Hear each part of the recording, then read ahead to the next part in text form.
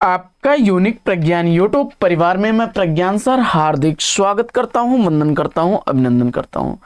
प्यारे साथियों, पाठचर्या होने वाली है काफी महत्वपूर्ण, क्योंकि सुबह के 5 बज चुके हैं और जिस प्रश्नोत्तरी 50 का आप बेसब्री से करते हैं इंतजार, वह प्रश्नोत्तरी 50 लेकर के आपके बीच उपस्थित हूं। जैसा कि आपको विदित है, प्रश्नोत्तरी 50 का मुख्य उद्देश्य आपके अध्ययन का आपको रिवीजन कराना। वन लाइनर शैली में 50 महत्वपूर्ण प्रश्नों को प्रतिदिन सुबह सुबह करते हैं आप रिवाइज्ड। तो इस रिवीजन श्रृंखला से जुड़ने के लिए फटाफट वीडियो को लाइक और शेयर करिए। चैनल पर पहली बार होंगे तो चैनल को सब्सक्राइब करना बिल्कुल ना भूलें। तो बिना समय गंवाए प्रारंभ करेंगे आज की पाठचर्या, लेकिन उससे पूर्व देखेंगे आज का प्यारा सा मॉर्निंग कोट। आत्म अनुशासन वह जादुई शक्ति है जो आपको हमेशा अजेय बनाती है। साथियों, जीवन में अगर सफल होना चाहते हैं तो आपको आत्म अनुशासन यानी अपने आप पर नियंत्रण रखना बहुत जरूरी होगा। अपने लक्ष्य के प्रति आप समर्पित रहिए और अपने पाठचर्या को नियमित करते रहिए, सफलता आपको जरूर मिलेगी। इसी मॉर्निंग कोट्स के साथ प्रारंभ करते हैं शायद प्रश्नोत्तरी 50 को और देखते हैं आज की प्रश्नोत्तरी 50 का पहला प्रश्न। योद्धा सन्यासी किसके जीवन से संबंधित जीवनी है? इसका आपको जवाब पता। योद्धा सन्यासी विवेकानंद के जीवन से संबंधित जीवनी है। 1969 ईस्वी इस जीवनी का प्रकाशन वर्ष है, जिसके लेखक हैं हंसराज राहबर। प्रश्न संख्या 2, जयचंद्र प्रकाश कृति के रचनाकार कौन है? जवाब में आपने जयचंद्र प्रकाश का रचनाकार चयनित कर लिया है, भट्ट केदार को। तो बिल्कुल सही जवाब। अगला प्रश्न, माधवी और मुआवजे नाटक के नाटककार कौन हैं? जवाब में आपने भीष्म साहनी को चुना, बिल्कुल सही जवाब। विकल्प 1985 ईस्वी माधव का और मुआवजे का 1993 ईस्वी प्रकाशन वर्ष है। अगला प्रश्न, वे देवता नहीं संस्मरण कृति के लेखक कौन है? वे देवता नहीं संस्मरण लिखा गया है राजेंद्र यादव द्वारा। अगला प्रश्न है कि सांख्य दर्शन के संस्थापक आचार्य कौन है? सांख्य दर्शन का संस्थापक आचार्य कपिल मुनि को आपने चुना है। अगला प्रश्न है, खुशबू के शिलालेख काव्य कृति के रचनाकार कौन है? खुशबू के शिलालेख काव्य रचना भवानी प्रसाद मिश्र द्वारा लिखी गई रचना है। अगला प्रश्न है कि केशवदास किस आश्रयदाता के कवि थे? केशवदास ओरछा नरेश इंद्रजीत सिंह के आश्रयदाता कवि थे। क्षणजीवी कहानी संग्रह के लेखक कौन है? क्षणजीवी कहानी संग्रह ज्ञान रंजन द्वारा लिखा गया है। 1977 ईस्वी का प्रकाशन वर्ष। अगला प्रश्न है कि हिंदी काव्यशास्त्र का प्रथम नायिका भेद ग्रंथ कौन सा है? हिंदी काव्यशास्त्र का प्रथम नायिका भेद ग्रंथ कौन सा है? जवाब में आपने हित तरंगिणी को चुना, बिल्कुल सही जवाब। कृपाराम द्वारा लिखी गई यह रचना है। कबीर की भाषा को संत भाषा की संज्ञा किसने दी? कबीर की भाषा को संत भाषा कहने वाले डॉक्टर बच्चन सिंह है। अगला प्रश्न है कि रस सिद्धांत आलोचना ग्रंथ के लेखक कौन है? रस सिद्धांत आलोचना ग्रंथ डॉक्टर नगेंद्र और नंदुलारे वाजपेयी दोनों द्वारा लिखा गया है। 1964 ईस्वी प्रकाशन वर्ष है डॉक्टर नगेंद्र की कृति का।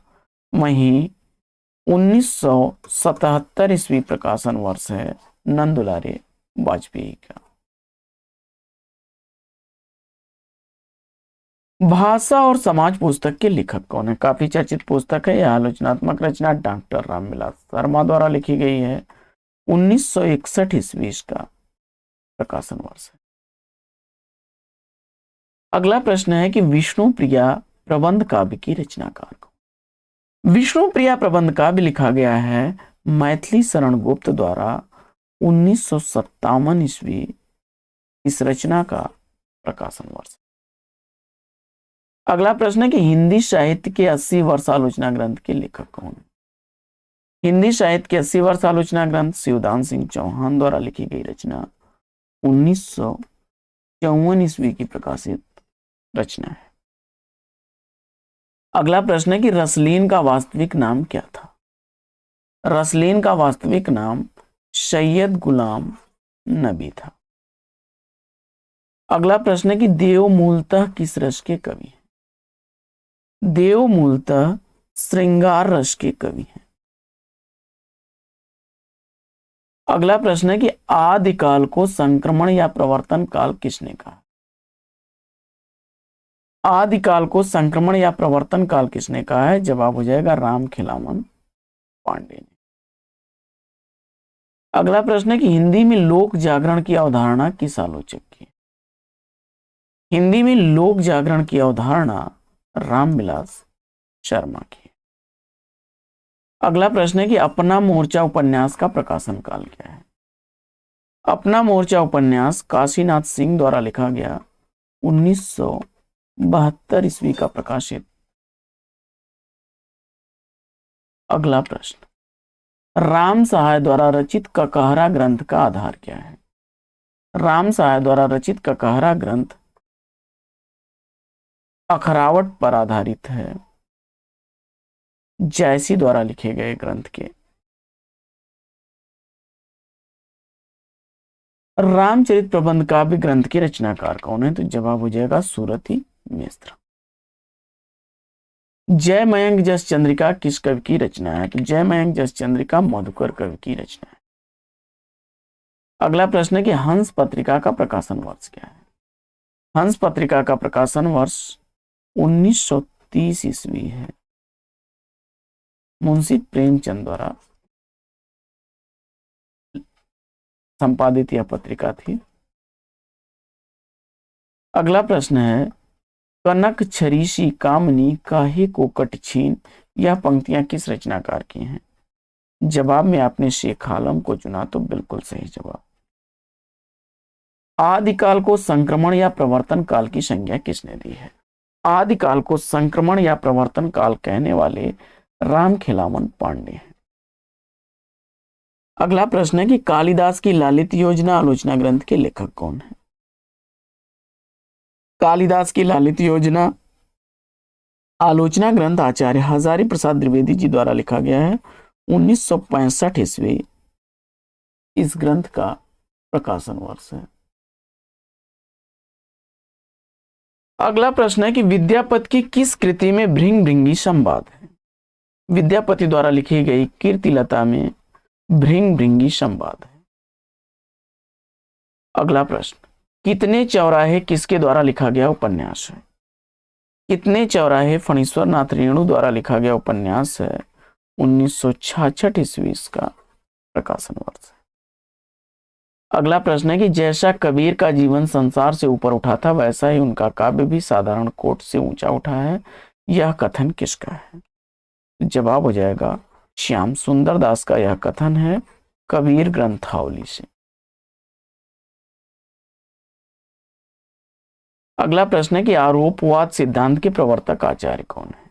आरोपवाद सिद्धांत के प्रवर्तक आचार्य भट्ट लोलट हैं। अगला प्रश्न है कि राष्ट्रीय तरंग किसकी काव्य कृति है? राष्ट्रीय तरंग काव्य कृति गया प्रसाद शुक्ल स्नेही की है। अगला प्रश्न है कि अंगद का पांव निबंध संग्रह के लेखक कौन है? तो अंगद का पांव निबंध संग्रह श्रीलाल शुक्ल द्वारा लिखा गया है 1958 ईस्वी इसका प्रकाशन वर्ष है। अगला प्रश्न है कि शरणार्थी कहानी संग्रह के लेखक कौन है? तो शरणार्थी कहानी संग्रह अज्ञेय द्वारा लिखा गया है 1948 ईस्वी इसका प्रकाशन वर्ष है। अगला प्रश्न है कि कौन सी आलवर भक्त दक्षिण भारत की मीरा कही जाती है? दक्षिण भारत की मीरा के नाम से प्रसिद्ध है आंदाल या अंडाल। दशाश्वमेध नाटक के नाटककार कौन है? तो दशाश्वमेध नाटक लक्ष्मी नारायण मिश्र द्वारा लिखा गया नाटक है 1950 ईस्वी इस नाटक का प्रकाशन वर्ष है। अगला प्रश्न है कि कविता की तीसरी आंख आलोचनात्मक कृति के लेखक कौन है? तो कविता की तीसरी आंख आलोचनात्मक रचना लिखी गई है प्रभाकर सोत्री द्वारा। अगला प्रश्न है कि नीरजा काव्य संग्रह का प्रकाशन वर्ष क्या है? तो नीरजा काव्य संग्रह 1935 ईस्वी का प्रकाशित महादेवी वर्मा की रचना है। यादों का चिराग आत्मकथा का प्रकाशन, आत्मकथाकार कौन है? तो यादों का चिराग 1997 ईस्वी की प्रकाशित रचना कमलेश्वर की है। अन्या से अनन्या तक आत्मकथा की लेखक कौन है? तो अन्या से अनन्या तक आत्मकथा प्रभा खेतान द्वारा लिखी गई 2007 ईस्वी की प्रकाशित रचना। अगला प्रश्न है कि धूप छाई रंग किसका उपन्यास है? तो धूप छाई रंग उपन्यास गिरीश अस्थाना द्वारा लिखा गया है। 1970 ईस्वी का प्रकाशन वर्ष है। भक्तमाल की टीका रसबोधनी शीर्षक से किसने लिखी? तो भक्तमाल की टीका रसबोधनी शीर्षक से लिखने वाले हैं प्रियादास। उसके हिस्से की धूप उपन्यास के उपन्यासकार कौन है? उसके हिस्से की धूप उपन्यास लिखा गया है मृदुला गर्ग द्वारा। 1975 ईस्वी उपन्यास का प्रकाशन वर्ष। अगला प्रश्न है कि नास और निर्माण काव्य संग्रह के रचनाकार कौन है? तो नास और निर्माण काव्य संग्रह गिरिजा कुमार माथुर द्वारा लिखा गया है। 1946 ईस्वी का प्रकाशन वर्ष है। अगला प्रश्न है कि कबीर के आलोचक एक कबीर आलोचना ग्रंथ के लेखक कौन है?